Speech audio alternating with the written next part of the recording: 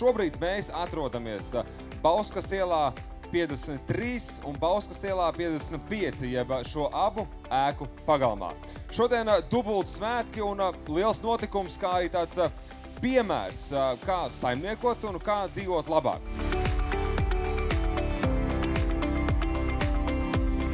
Vislielākais paldies ir tieši mājas iedzīvotājiem, māju iedzīvotājiem, ka jūs tomēr šo soli spērāt, jo šis solis būs vislabākā reklāma Rīgā citām ēkām, jo tikai tad, kad to var ieraudzīt, aptaustīt, var aiziet parunāties ar iedzīvotājiem, uzprasīt, lai viņi parāda savu enerģijas rēķinu un ieraudzīt, ka tur tiešām ir ekonomiskā atdeve, tā ir pati labākā reklāma un tā tas strādās. Un jo vairāk šādas mājas būs, mēs jau arī redzam, ka ap tām mājām veidojās tā kā tāds puduris un nākamais solis. Es domāju, ka uz šo brīdi mēs esam paveikuši ļoti lielu darbu, sākot ar to, ka mēs iepazinām savus mājas iedzīvotājus, veicām ļoti lielu darbu ar viņiem, komunicējām, uzrunājām, viņi mūs savukārt atbalstīja, un rezultātā mēs esam nonākuši pie šīm te divām skaistām blakus esošām mājām.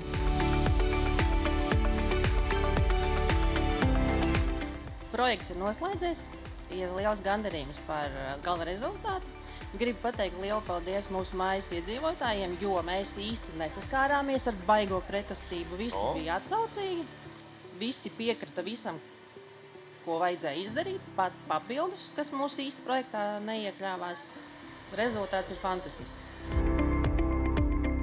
Pirmām kārtām es gribēju sveikt laimīgos, priecīgos, energoefektīvo mājokļu īpašniekus un iemītniekus, jo jūs esat veikuši varoņdarbu, jūs esat savas mājas renovējuši. Un gribētos teikt tā, ka šajā sacensībā, es domāju, ir uzvarējuši abi divi, jo tā ir tīra sinhronā peldēšana. Jūs esat komanda, tiešām esat ļoti labu un vērtīgu lietu kopā izdarījuši, un lai ko arī droši vien uz priekšu vajadzēs darīt, tās lietas jums daudz vieglāk padosies.